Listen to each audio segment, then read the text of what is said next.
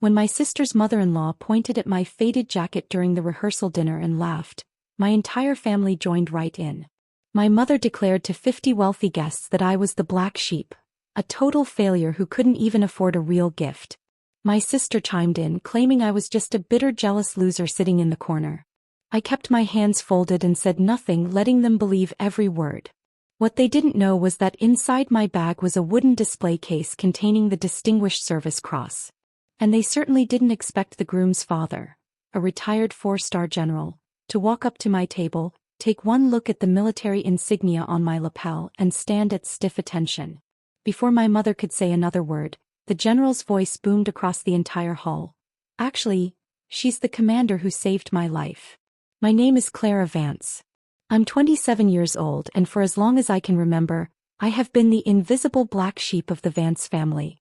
While my older sister, Chloe, was groomed to be the perfect high society trophy daughter, I was always the quiet outcast who never quite fit into my mother's grand ambitions. My mother, Eleanor, measured a person's worth strictly by the cost of their clothes, the size of their house, and the status of their inner circle. To her and Chloe, my long absences over the years weren't seen as dedicated service. They were seen as proof of failure. Because I didn't drive a sports car, post flashy vacation photos online, or talk about high-paying corporate promotions, my family simply assumed I was broke, struggling, and hopelessly lost in life. They had no idea that while Chloe was spending her 20s attending galas and shopping downtown, I was leading an elite tactical military unit in some of the most dangerous high-pressure environments on the planet. I intentionally kept my career hidden from them.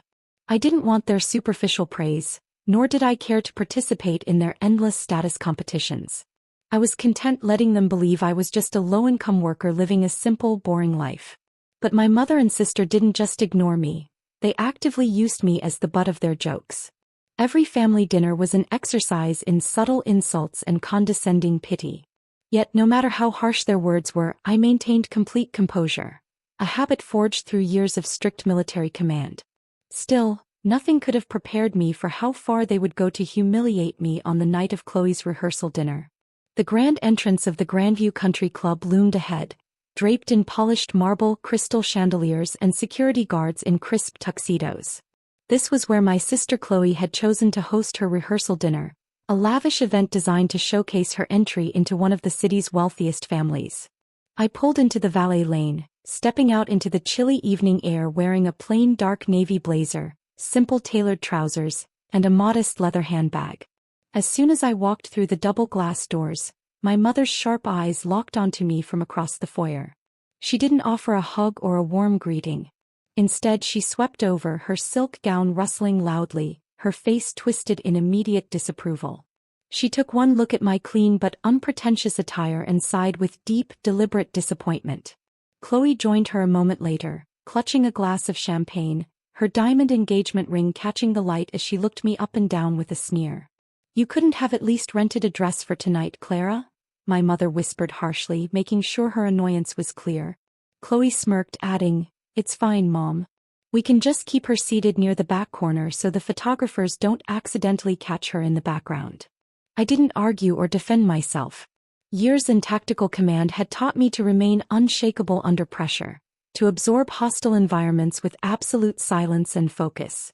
I simply gave them a polite nod and kept walking toward the banquet room. Deep inside my handbag rested a small, dark velvet-lined wooden box containing my official military command insignia and service honors. I hadn't brought it to boast. I had brought it to remind myself of who I truly was in a room full of superficial pretenders. The banquet hall buzzed with the clinking of crystal glasses, hushed laughter, and the soft melody of a live string quartet. I sat quietly at table 12, positioned near the kitchen service doors, exactly where my mother and sister had arranged for me to be hidden. Up at the head table, Chloe sat alongside her fiancé, surrounded by arrangements of white orchids and silver decor, glowing under the admiring gazes of 50 high society guests. Halfway through the main course, my mother stood up and took the microphone. A respectful silence fell over the room as she began her toast, effusively praising Chloe's elegance, academic background, and flawless taste. But then her gaze drifted toward the back of the room, fixing directly on me. A cruel, calculated smile played across her lips. Of course, raising two daughters hasn't been without its severe trials, my mother announced into the microphone, her voice amplified across the entire hall. While Chloe has always aimed for the stars, my younger daughter Clara has always preferred to settle for modest expectations. While we hope she eventually finds a stable path in life, tonight we celebrate real success. A ripple of low chuckles spread across the surrounding tables. Chloe leaned into her microphone, deliberately adding, "Thanks, Mom. Honestly, we were just worried Clara couldn't even afford a proper wedding gift for us, so we're just glad she managed to show up." The room erupted into light, condescending laughter. My mother-in-law-to-be smirked, shaking her head in amusement as guests turned their heads to stare at me. I sat completely motionless, my posture erect, my facial expression unreadable. In the military, I had endured high-stress interrogations, harsh battlefield conditions, and chaos under fire. A room full of arrogant civilians throwing petty insults was nothing.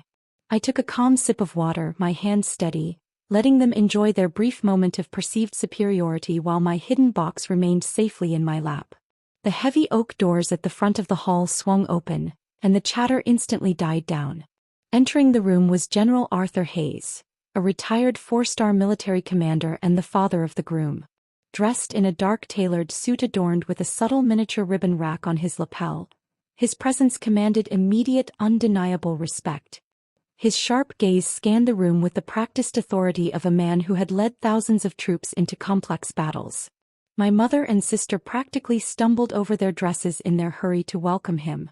Eleanor's face lit up with an overeager, sycophantic smile as she smoothed down her silk gown and stepped into his path. "General Hayes, what an absolute honor," my mother cooed, her voice practically dripping with artificial warmth. "We are so thrilled you could join us.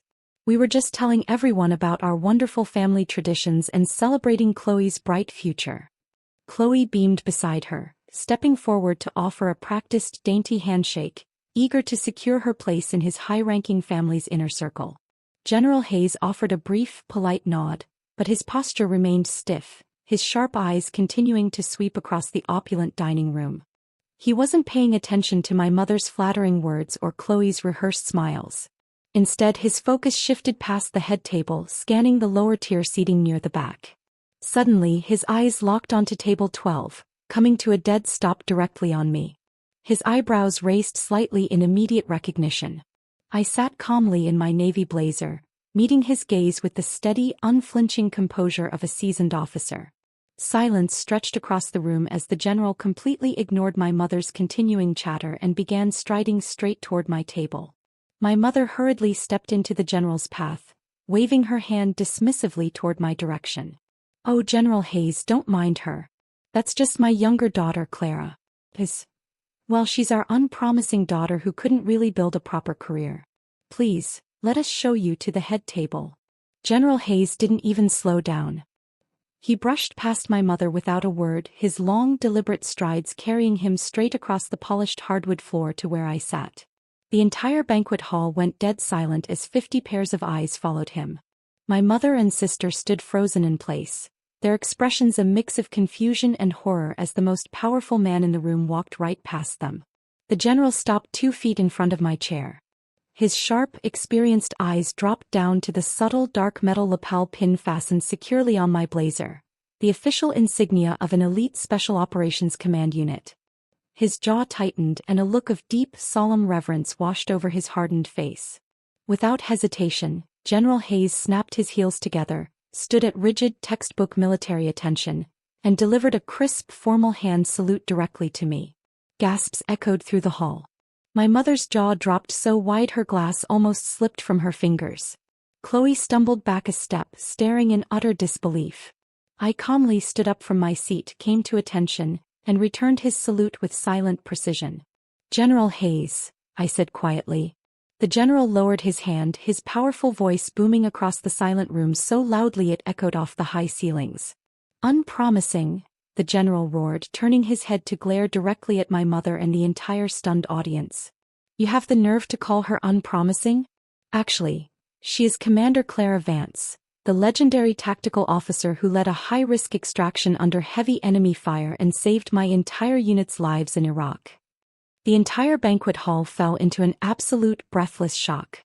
My mother stood paralyzed, her face completely drained of color as if she had just seen a ghost. Chloe's mouth hung open, her eyes darting frantically between me and General Hayes, utterly unable to comprehend what was happening. The high society guests who had been chuckling at my expense just moments ago now sat frozen in stunned silence, their eyes wide with disbelief. General Hayes turned back to face the entire room, his powerful voice ringing out with absolute authority. He recounted the harrowing night downrange when his command outpost was completely surrounded and heavily outnumbered. He detailed how I had calmly orchestrated a daring tactical extraction under intense night fire, refusing to leave a single soldier behind and earning the Distinguished Service Cross for courage under fire. As the general spoke, the atmosphere in the room shifted completely. The condescending pity and mockery instantly transformed into profound respect and awe. Whisperings swept through the tables as wealthy executives, military veterans, and high-ranking officials stared at me with newfound admiration. Sensing her entire social narrative collapsing around her, my mother tried to scramble to save face. She forced a nervous, breathless laugh and took a timid step forward, clapping her hands together. "Well, oh goodness. Clara darling, you never told us," she stuttered, her voice shaking as she tried to force a warm, motherly smile. "We had no idea you were such a hero. Everyone please, let's give a round of applause for my amazing, brave daughter." Chloe quickly nodded, trying to force a bright, admiring smile to match, eager to piggyback on my sudden acclaim and claim my honors as a reflection of her own family's status. I looked at my mother and sister, watching them struggle to adjust their masks after years of treating me like an embarrassment. Their sudden pride wasn't genuine. It was just a desperate attempt to leech off the honor they had spent decades trying to deny me. I felt no anger, only a profound sense of clarity. "I didn't do it for applause, Eleanor," I said calmly, addressing my mother by her first name for the very first time. "And I certainly didn't do it for your approval." I reached into my handbag, pulled out the sleek velvet box and placed it quietly on table 12. I looked over at the groom, giving him a respectful nod. "Congratulations on your wedding." Without waiting for another word from my mother or sister, I turned around and walked toward the exit. General Hayes stood straight as I passed, offering me one final nod of deep military respect, which I returned with a quiet smile. As the heavy oak doors closed behind me, leaving the room of fake smiles and superficial ambition behind, the cool night air hit my face. My mother and sister had spent their lives chasing status, titles, and cheap validation, forever trapped in a world where appearances meant everything. I had walked through fire, led people through chaos, and found my own strength long ago. I got into my car, started the engine, and drove into the quiet night, knowing that true worth isn't measured by the clothes you wear or the praise of toxic people, but by the quiet integrity you carry within yourself.